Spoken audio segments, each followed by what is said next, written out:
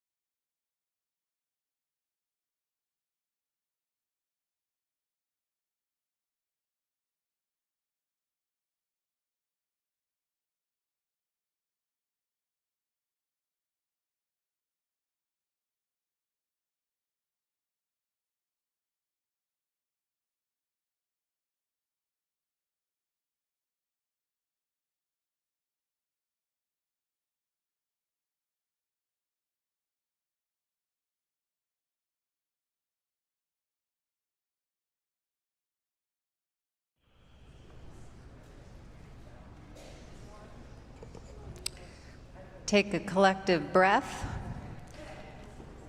If you need to use the restroom and come back, that's great. We'll take a minute here to transition to get our respondents onto the chancel. I do want to take this opportunity to mention those organizations, the churches, Temple Micah, and the religious organizations that are sponsoring this series.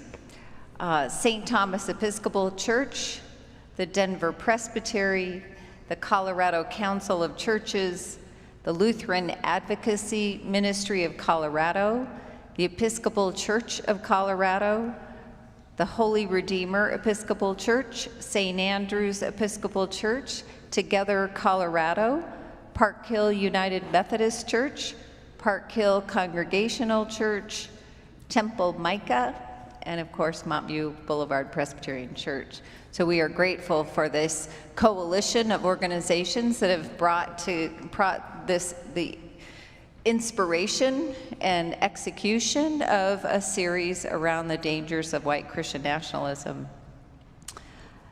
Thank you. Yes, it's good work. We welcome Rabbi Adam Morris, who's the rabbi of Temple Micah, Reverend Terry Hobart, who's the rector at St. Thomas Episcopal Church, Reverend Valerie Jackson, who is the head pastor at Park Hill United Methodist Church. Look at the Methodists, they're all in the house there, Val. All in the house. Reverend Terrence Carroll, also the 54th, say it with me, the 54th Speaker of the Colorado House of Representatives. Yes, thank you. But most importantly, an American Baptist pastor. So we're so glad you're here. Thank you, all four of you. And we're just going to let you take it. I don't know if, Terry, you're kind of leading the way on that, but your microphone should be on. Yeah, they should be on. You ready to go? Okay. Wow. I think take a deep breath was something that was important to say. That's the third time I've seen it, and every time it leaves me even more speechless. And so I guess the question, I'm going to invite Val for you to speak up after me. But like, not only how are we responding viscerally, but how do we as faith leaders and as Americans, how are we to respond to this crisis? Oh, sure. Go for it, BJ. Good evening, everyone. Wow.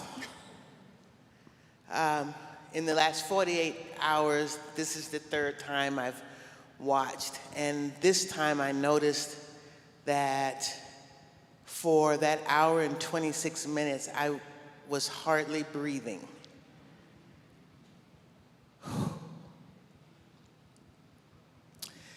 First and foremost, I want to say thank you to all of you for being here. Secondly, I want to say, you saw in that movie that women did not have a favorable stance. People of color did not have a favorable stance. LGBTQ community did not have a favorable stance. And I embody all of those identities. Yeah. And so I often say that none of me has been innately welcome in the church without people like us who do the work and stand and advocate and fight for all to be included, because we have come to know a God that is inclusive, a God who welcomes all people.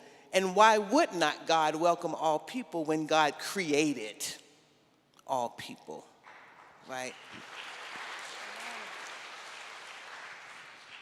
So to Pastor Clover, we were teasing because we're all collared up and whatnot. I could not resist wearing a collar tonight because it is a symbol of claiming my space in the faith world as a woman who is Black and queer. And I want all little girls and all people who have similar identities as me, or all people who are deemed as different, to know that you belong. I'll stop right there. I have a lot to say, but I will stop right there, and I will invite Speaker 54, Reverend Terrence Carroll, to share. Thank you very much. Thank you all for being here on a Friday night. I know it's been a long week. This is my third time watching it also in the last couple of days. Most recently on the plane back from a little trip to Chicago over the past few days.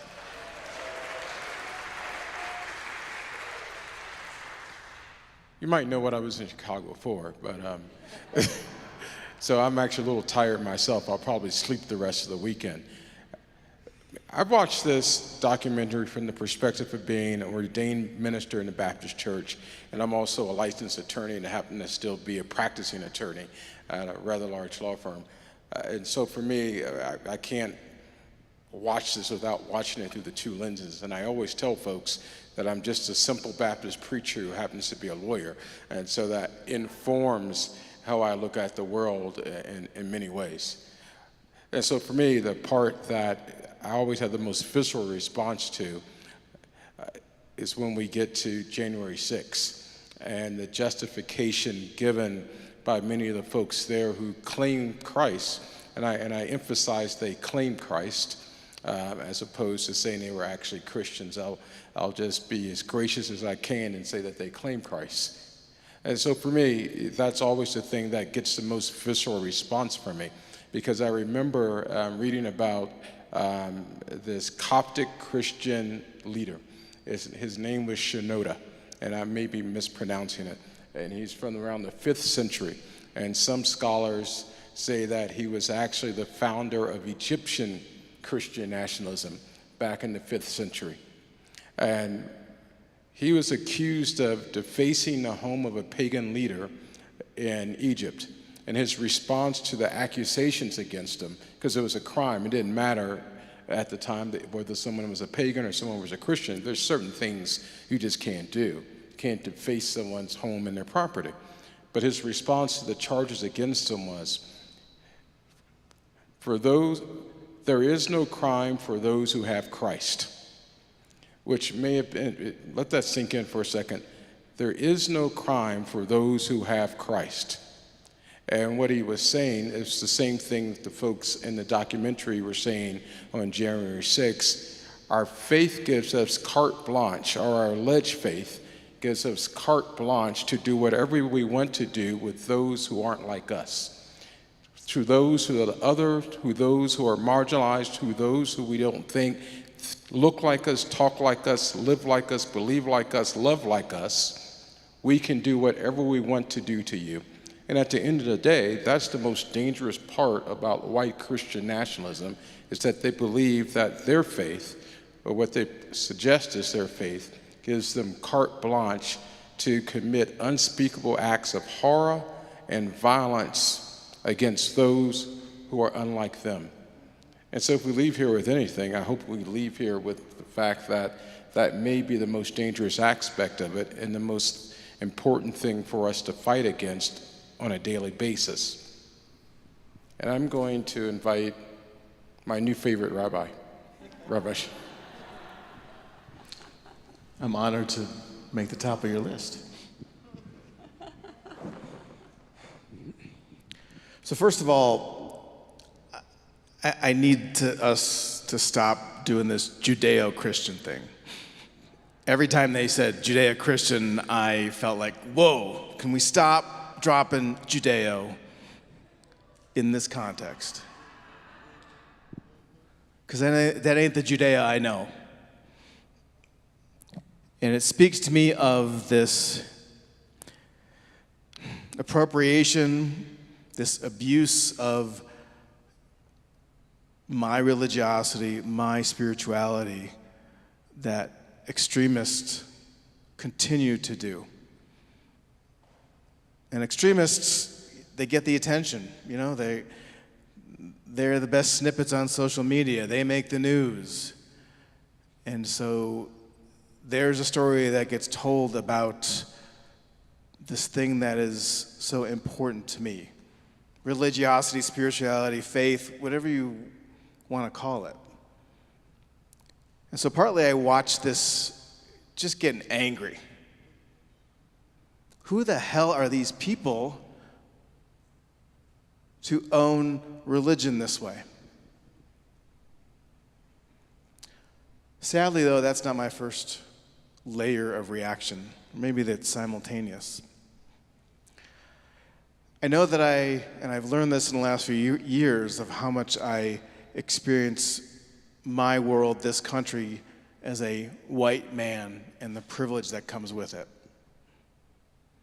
And when I recognize that and have learned so much about that, I watched this film as a Jew. I watched this film as a Jew who, since I can remember being taught, growing up in the 70s and 80s, in the shadow of World War II and the Holocaust, the warnings, the horrors of what could happen there would happen here. Now, we can argue, and I have argued about the pedagogy and the responsibility of teaching 10-year-olds or 8-year-olds or 13-year-olds such things. But when I watch this, I hear those voices, and more importantly, or more tragically, I feel that fear, that trepidation, that warning. And it was happening way before the film made the connection between Nazi Germany and Adolf Hitler. It was happening way before that. And so I watched this with, describing it as a pit in my stomach isn't even the right word, because it is a gnarly, pointy, living rock that scares me, that fears me, that makes me worried. Because it's the same story. And while it scares me, and I'm afraid, and I'm worried, and I feel the inevitability of it, I also still believe that this is the antidote. Somehow that anger that I started with, somehow that outrage of who are these people to speak this way about this truth, somehow the antidote is what we do and what we're about. Is it enough? Will it be enough? I guess that's the question. Terry, I think you're up.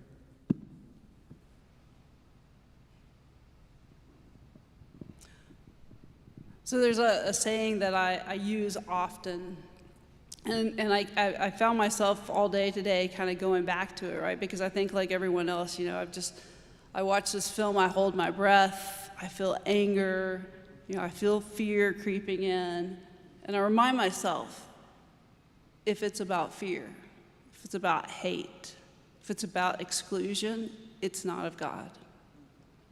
And we know our way forward. Our way forward is about love, right? And so part of that is, for us, how do we find a way to hold on to that love when we witness what we just witnessed? And I think about the verse that we have, which is the truth will set us free.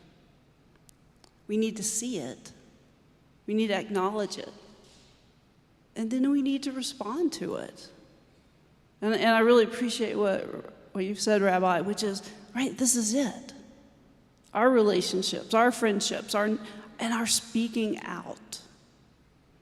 I was reading a book today on the same topic by Jim Wallace, and he says it's time for a new altar call. Now, I will tell you, I grew up Southern Baptist, so there's a part of me that hates altar calls. But I did. I grew up in this world that we just watched.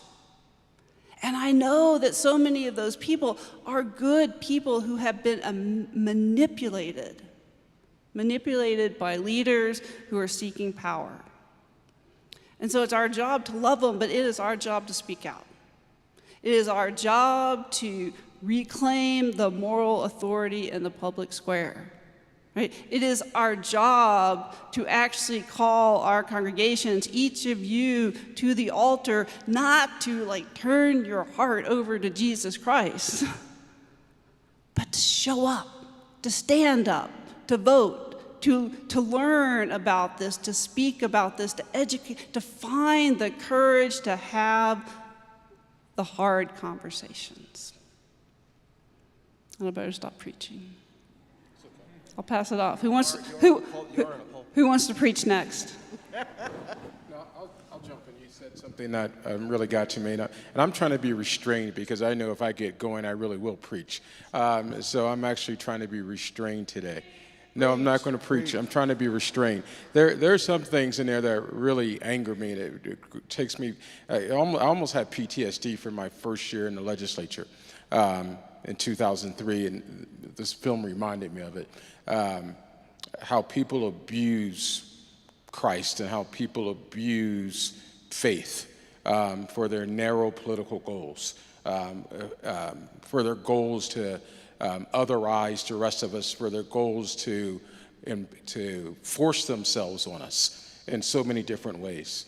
And so my first year in the legislature, some of you may remember this woman named Marilyn Musgrave, who was a congressman from the 4th Congressional District back in the day. And she was a culture warrior. That's what they used to call them before they were Christian nationalists. They were culture warriors.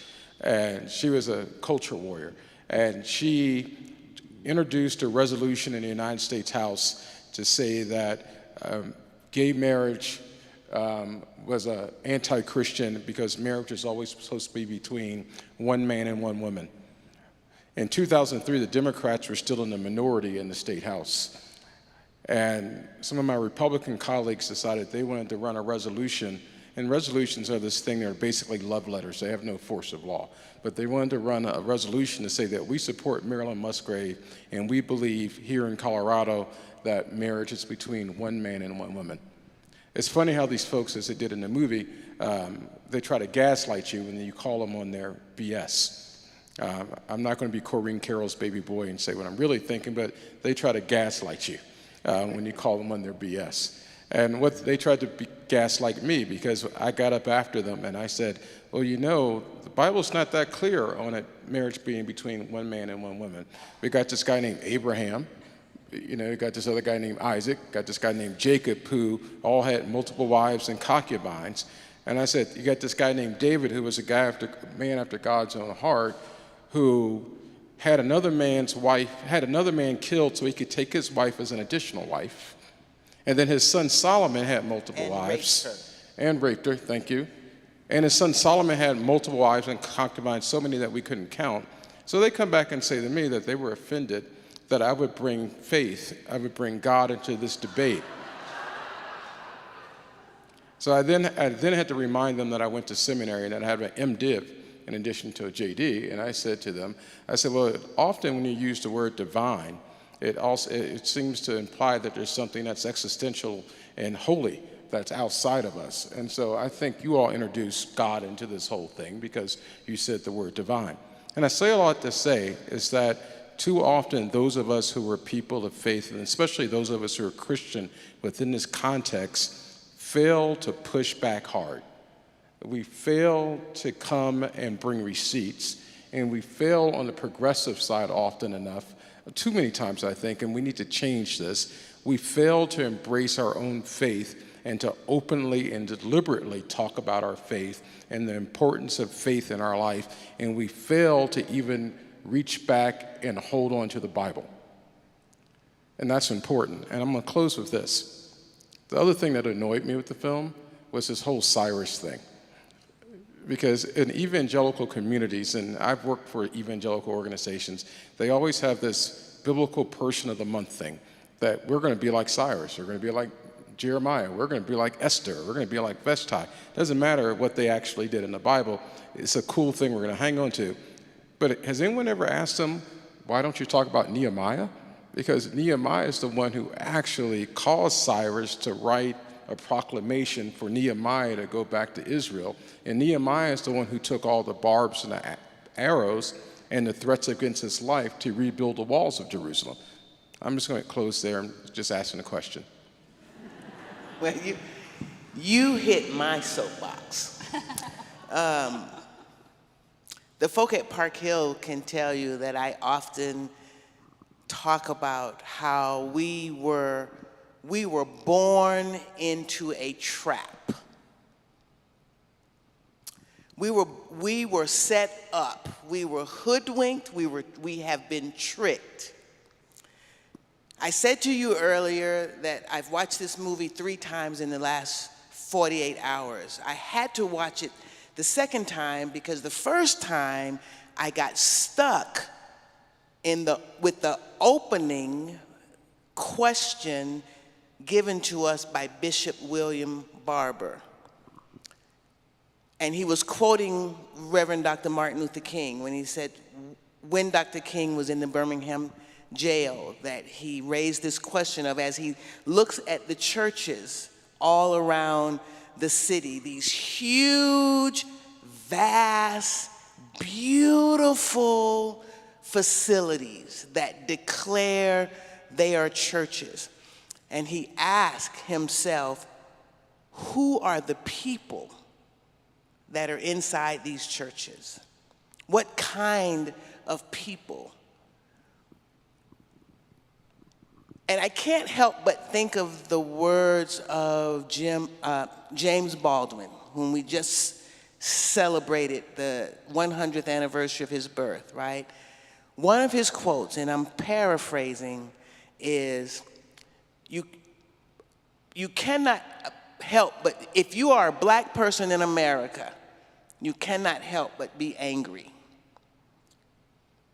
I want to segue from that saying, as a faith leader, a pastor, I cannot help but be a faith leader and a pastor in America and be angry at the church for all the harm that it has done throughout the generations, for leading, perpetuating, participating in oppression, one generation after the other, right?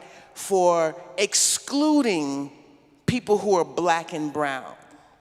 That's why we have segregated congregations. We have desegregated the school system, but the church is still segregated. Sunday morning is still, the words of Martin Luther King, still the most segregated time of the week, except at Park Hill. And St. Thomas. I preached at Montview, so I'm not at them in. I've even had the privilege of teaching here, so yeah. Montview is doing the work. But the universal church as a whole, Christian church, Sunday is still the most segregated hour of the day. I am angry that our facilities is not being represented in the people. Why are we not raising up people who can identify injustice when it's happening? And when they see it happening, advocate, speak up, stand in solidarity with whoever is being marginalized and stepped on in the moment.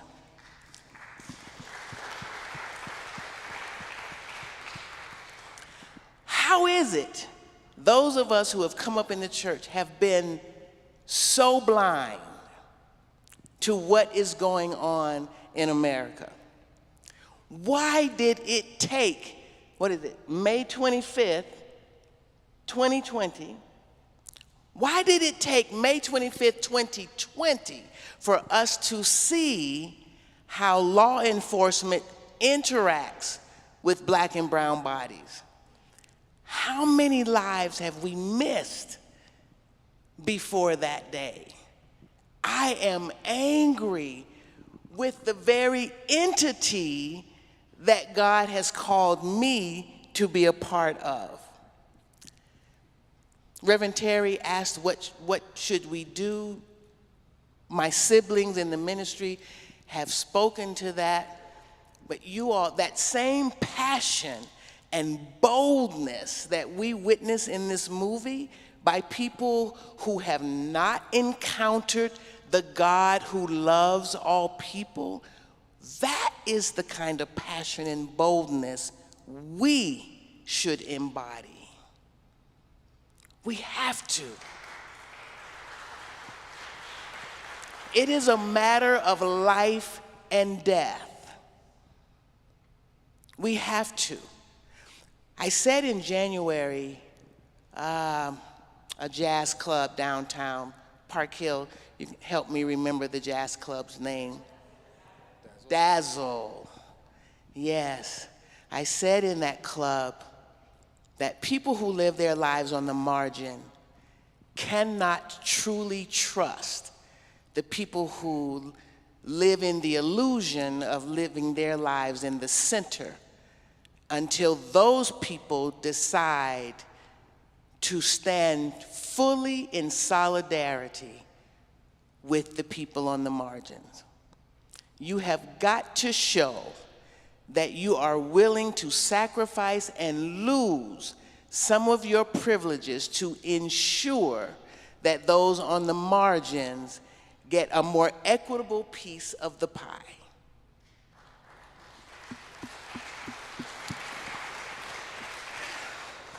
Our ahs and our oohs and our tears and our prayers are simply no longer enough. I will stop there, because I can feel my brother Rabbi Mo is ready to say something else.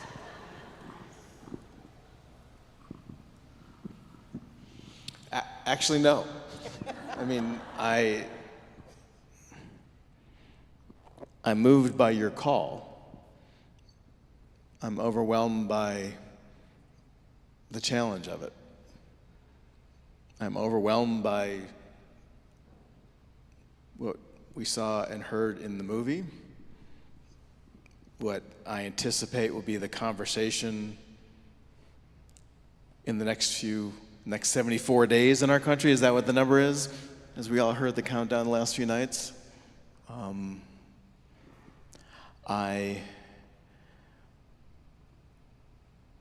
I want to walk hand in hand with you to do that. And I'm worried and I'm scared at the same time. Me too, Rabbi. Very afraid. I'm afraid that my latter days, I know you can't tell that I'm over 25.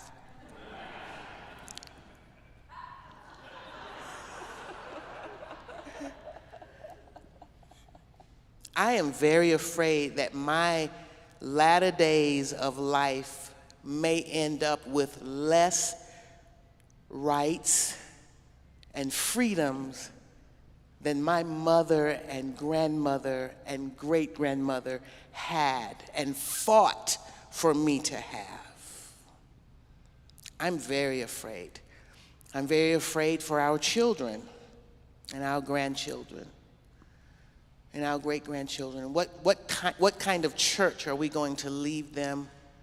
What kind of world are we going to leave them? Are we going to still leave them a world that feels that they can do anything they want to people who are different than them? I am very afraid. And I hope you are too. And I offer humbly, I think our traditions warn us about seeing power in these human structures of power. I think one of the experts use the word idolatrous. And why those are the ways, and I think I speak for many in this room who are moved by the last few nights of hope within those institutions of power and government, that they may be a buffer to what we see in the movie and what's happening. But our traditions suggest that there is a bigger, larger sense of the way the world and the cosmos moves. And in each and every small act of compassion, of peace, of justice, we also move levers too.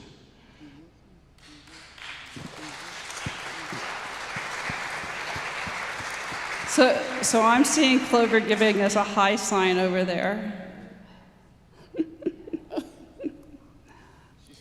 We're there already? So, yeah, and I don't know how to add to the wisdom of my colleagues up here. In some ways, we're ending this conversation at this point, but this conversation is really the beginning of a conversation that's going to continue from tonight. We're going to meet again on September 27th with the wonderful Reverend Dr. Amanda Henderson from ILIF, and then again on October 26th with Dr. Jamar Tisby, who you saw featured in the film tonight. And there'll be many opportunities for us to continue. We've curated a resource page for those of you who want to learn more, recommending movies and podcasts and books. There's lots of ways that within our own individual congregations we can continue this conversation. And so we're just so grateful for you guys who are here.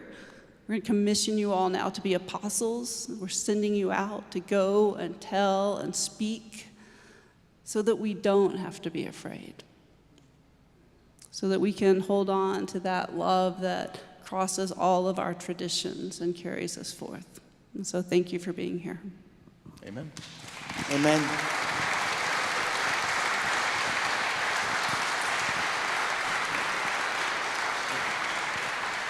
Thank you so much for helping us hold space after that very emotional experience for all of us. Thank you for being here tonight on a Friday night.